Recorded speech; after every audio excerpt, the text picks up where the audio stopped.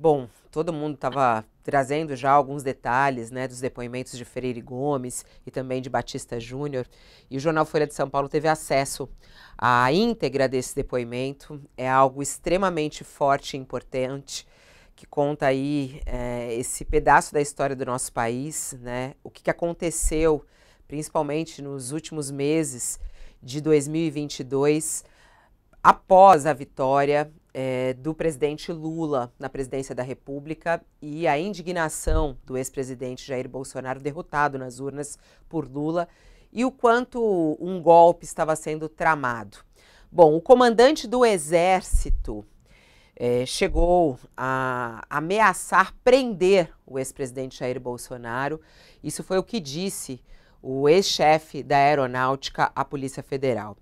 Nessa íntegra do depoimento, que foi obtido pelo Fábio Serapião, César Feitosa e a Júlia Chaib, do jornal Folha de São Paulo, o ex-comandante da Aeronáutica, Carlos Almeida Batista Júnior, afirmou à Polícia Federal que o ex-comandante do Exército, Freire Gomes, chegou a comunicar que prenderia o então presidente Jair Bolsonaro caso ele tentasse colocar em prática um golpe do Estado.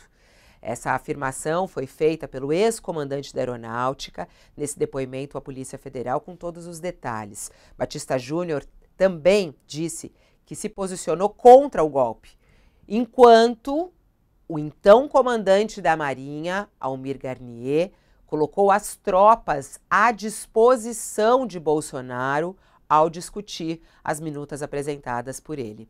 O ex-chefe da FAB também falou sobre a reação do ex-presidente após ele deixar claro o posicionamento dele sobre os objetivos de Bolsonaro, entre eles GLO, estado de sítio e estado de defesa. Ele falou que Bolsonaro ficava assustado com justamente essa negativa deles. As declarações de Batista Júnior reforçam as de Freire Gomes, que disse à Polícia Federal que somente Garnier concordou com as ideias propostas nas versões das minutas golpistas discutidas com Bolsonaro.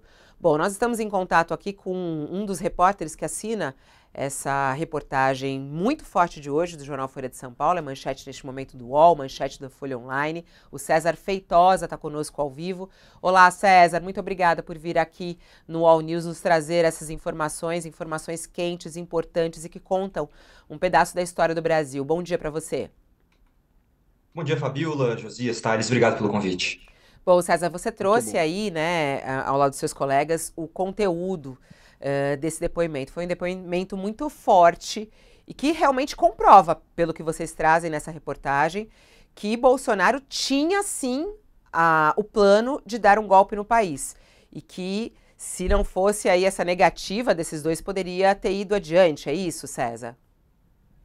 Exatamente. O interessante desse depoimento do ex-comandante da Aeronáutica, o Brigadeiro Batista Júnior, é que ele não só confirma diversos elementos que já estavam colocados na investigação, que já eram conhecidos, mas também ele coloca novos detalhes que são bem interessantes. Lembrando, o depoimento de Batista Júnior foi um depoimento de cerca de 10 horas à Polícia Federal, um depoimento que não tinha sido anunciado, ele tinha sido tratado com mais sigilo do que as outras oitivas que foram tomadas ali na sede da PF aqui em Brasília.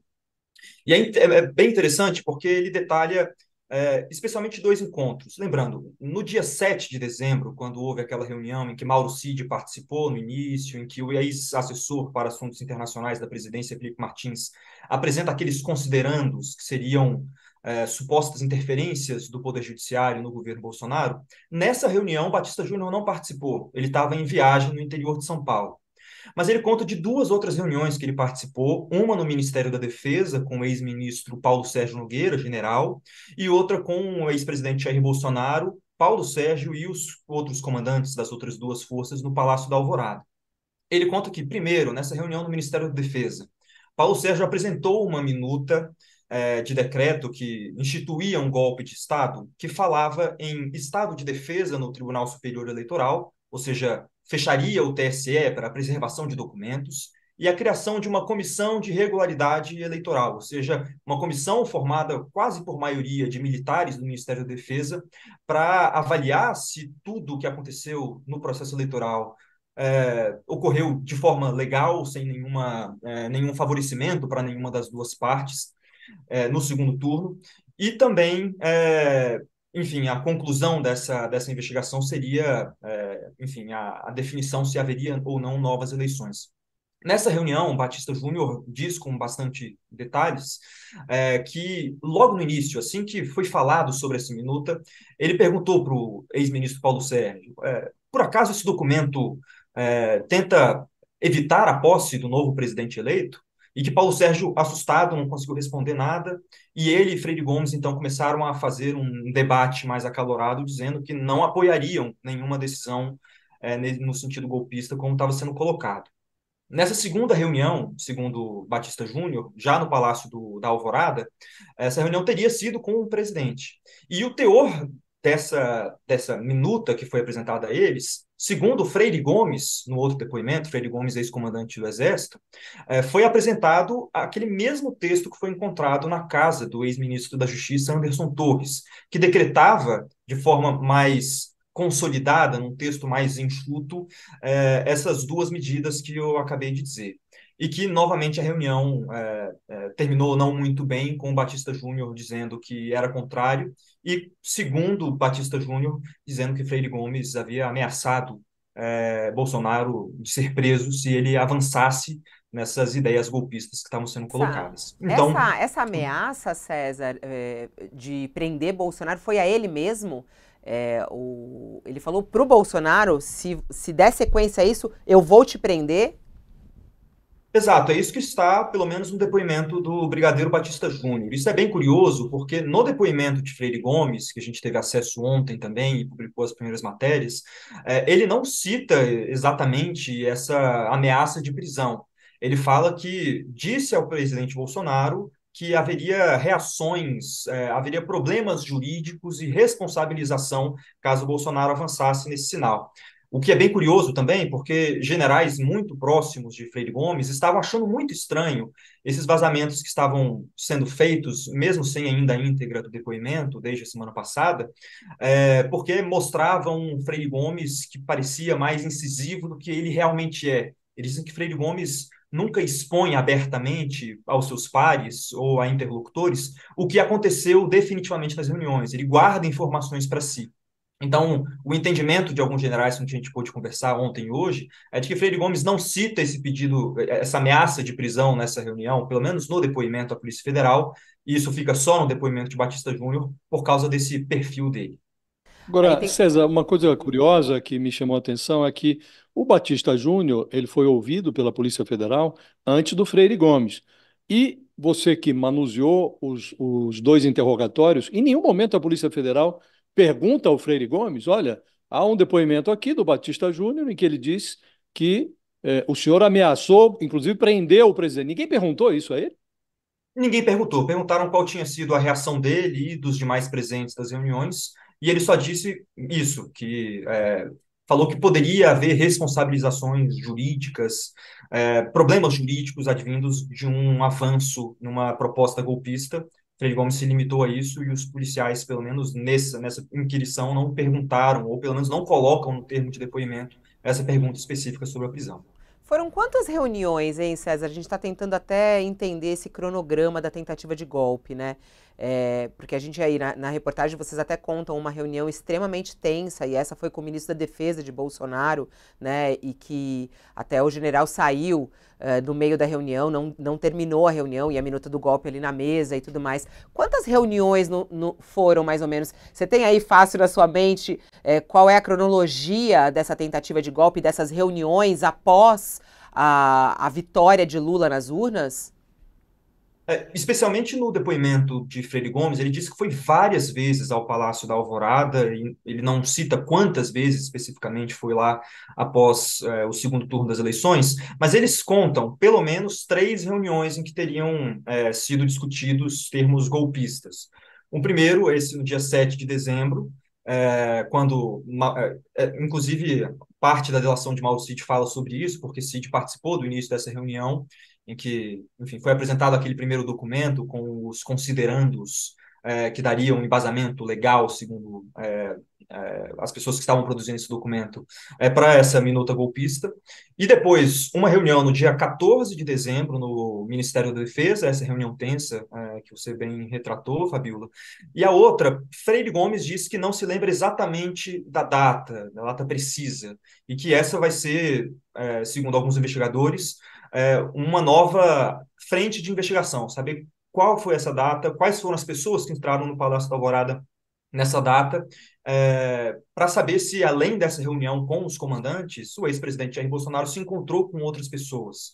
Até para entender também nessa cronologia como foi o avanço das edições dessas minutas, porque antes se falava em prisão de ministros do Supremo, em prisão do presidente do Senado, até chegar a essa última versão que foi apresentada para os comandantes, que é aquela mesma encontrada na casa de Anderson Torres, que não fala em prisão de ninguém, mas estabelece estado de defesa no TSE. Portanto, há algumas, a partir desses depoimentos, e a necessidade de entender essa cronologia, essa linha do tempo das reuniões, para entender também como foi o avanço dessas versões, dessas minutas. César, Duas dúvidas, primeiro, César. parabéns pela matéria, mas eu queria saber de você se você teve alguma informação na Polícia Federal. Ficou evidente para a Polícia Federal que houve uma tentativa continuada do ex-presidente Jair Bolsonaro, de insistir no golpe? Eu acho que sim, Thales, porque a Polícia Federal já fala naquele relatório que embasou a Operação Tempus Vertatis, se eu não me engano, não sei se o nome É eu falei isso. precisamente. No mês passado, eles já falavam sobre essa insistência, porque diziam que uma primeira versão já teria sido apresentada a Bolsonaro, ele pediu edições, uma nova versão foi apresentada a ele chamou os comandantes e, portanto, a Polícia Federal vê nisso uma ação continuada do ex-presidente Jair Bolsonaro nessa tentativa de conquistar apoio militar a essas aventuras golpistas que eram discutidas. Agora, com essas novas revelações de novas reuniões no Ministério da Defesa, novas reuniões no Palácio da Alvorada, é possível que se consiga ver ainda mais precisamente como foi toda essa discussão e reforçando aquilo que já estava no relatório da PF, de que parecia, ao menos pareceu sim, ser uma ação continuada. Agora, César, você nos menciona 3 reuniões, né? Uma no dia 7 de dezembro, outra no dia 14 de dezembro, essa no Ministério da Defesa, não no Alvorada, e uma terceira que o Freire Gomes não sabe precisar a data, mas que foi também no Alvorada e com a presença do Bolsonaro. Foi nesta terceira reunião que o Freire Gomes ameaçou prender o Bolsonaro, e essa é a primeira pergunta. E a segunda é se você, depois de manusear esse material todo, se você consegue ter uma noção de quantas minutas de golpe, afinal, transitaram pela mesa do Bolsonaro, quantas foram submetidas efetivamente aos comandantes militares. Sim, o que dá a entender, pelo menos os termos dos depoimentos, tanto de Freire Gomes quanto de Batista Júnior, é que essa ameaça de prisão teria ocorrido nessa segunda reunião no Palácio da Alvorada, portanto, a terceira reunião em que eles teriam participado. E não está claro mesmo, Josias, quantas versões de minutas circularam dentro do Palácio da Alvorada. A gente já viu diversos textos, o apreendido na casa de Anderson Torres, uso do celular que Mauro Cid guardava, diversas outras minutas, inclusive de pessoas que não necessariamente repassaram esses textos ao ex-presidente, mas que, enfim, produziram esses documentos para tentar chegar até o ex-presidente. Então, eu ainda acho difícil precisar quantas minutas circularam ali na mesa do ex-presidente. Tem a gente já vai te liberar, Thales, até a gente tem que liberar aqui o César, até a gente explorando aqui o César Feitosa, a gentileza dele de nos atender aqui e trazer em detalhes, né? A reportagem do César é a manchete nesse momento da Folha de de São Paulo, manchete também do UOL, e que traz muitos detalhes. Só uma última questão, ô César, a gente está falando aqui sobre as negativas, né? E claro, essa versão, tanto de Freire Gomes quanto Batista Júnior, de que não deram sequência à ideia de Bolsonaro, ao desejo de Bolsonaro de um golpe de Estado. Por outro lado, Almir Garnier, sim, né?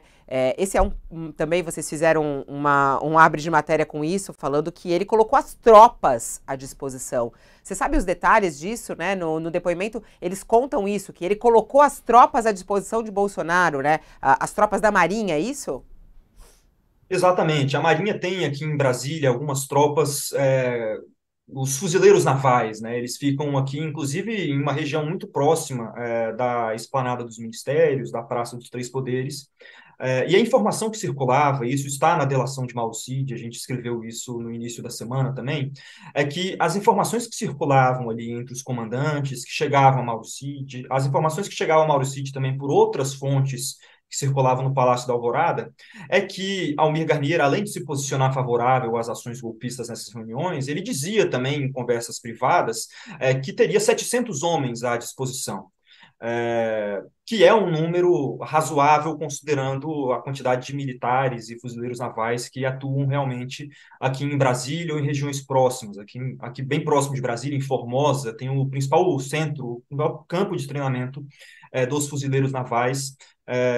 Inclusive, aqueles tanques da Marinha que passaram na esplanada dos ministérios no governo Bolsonaro, eles, inclusive, passavam ali para participar daquela operação, mostrando, então, a proximidade da base dos fuzileiros navais aqui em Brasília para onde ocorre essa Operação Formosa.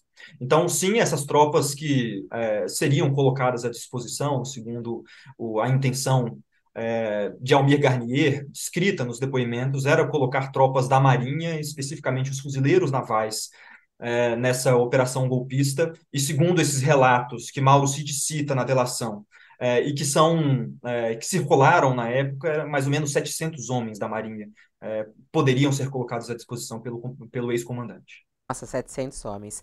César Feitosa, olha, muito obrigada por estar aqui, muito bacana